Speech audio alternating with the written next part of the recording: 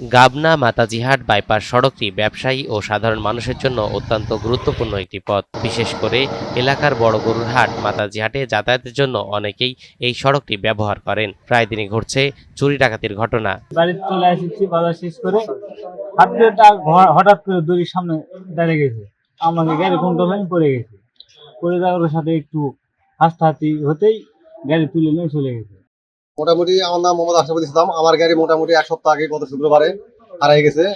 যে প্রধান হুন্ডি ভাটা আছে, ভাটার থেকে কিছু দূরে আসে, রাস্তার উপর গাড়ি, মাঠের উপর গাড়িটা নাই, রাস্তার উপর গাড়িটা নাই। পরে যাই হোক গাড়িটা আমার হারাই গেল।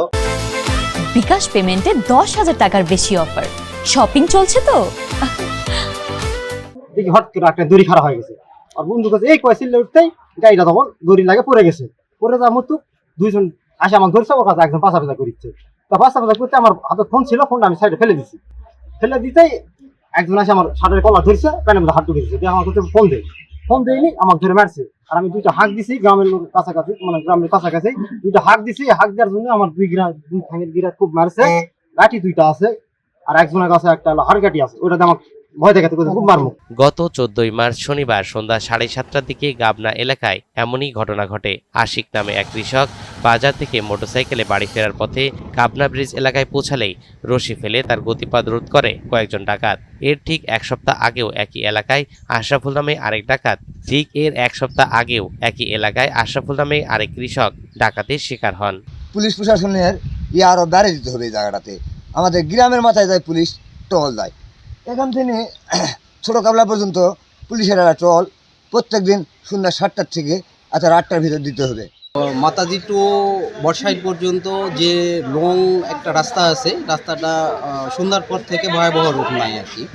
তো নর্মালি পুলিশ টহল দেয় আর কি, কিন্তু এটা আমাদের জনস্বার্থে খুব বেশি একটা প্রভাব পড়ে না। তো আমাদের সামনে মাতাজি হাট, এই নওগাঁ জেলার মধ্যে সবচেয়ে বড় হাট।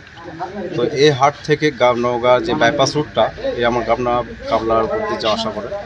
এই রুটটাতে আমরা সন্ধ্যার পর থেকে প্রচুর একটু টেনশনে থাকি, বা আমাদের খুব ভয় ভীতি নিয়ে থাকি। বিকাশ পেমেন্টে 10,000 টাকার বেশি অফার। শপিং চলছে তো। স্থানীয়দের দাবি, পুলিশের টহল থাকলেও ঝুঁকিপূর্ণ স্থানগুলোতে তারা অবস্থান করেন না, জনবহুল মোড়ে বসে আড্ডা দেন। তবে বদলগাছি থানার ভারপ্রাপ্ত কর্মকর্তা লুৎফুর রহমান বলছেন, পেট্রোল ডিউটি চলমান রয়েছে এবং প্রয়োজন হলে এই সড়কে আরো চেকপোস্ট বাড়ানো হবে। যখন সংবাদ পাই সেখানে আমাদের টহল ছিল, তো যখন এই সংবাদটা জানতে পারছে যে সেখানে একটা মোটরসাইকেল ছিনতাই হয়েছে, সাথে সাথে আমাদের যে টহল পার্টি আছে তারা ওই টহল পার্টিকে যে ছিনতাইকারী আছে তাদেরকে দাওয়া করে আমাদের একদম লাস্ট যে বর্ডার সে মাতাজি হাট, সেখানে আগে সংবাদ দেওয়া হয়, তারাও সেখানে ব্যারিকেড তৈরি করে এবং আমাদের পুলিশ পিছন দিক থেকে যায়, যে তাকে গ্রেফতার করে নিয়ে আসা হয়। এর মামলা তদন্ত প্রক্রিয়াধীন আছে, মামলা রুজু প্রক্রিয়াধীন আছে। স্থানীয়দের অভিযোগ, গুরুত্বপূর্ণ এই বাইপাস সড়কে নিয়মিত নজরদারি না থাকায় বারবারই ঘটছে চুরি ও ডাকাতির ঘটনা। তাই ঈদের আগে নিরাপত্তা জোরদারের দাবি এলাকাবাসীর।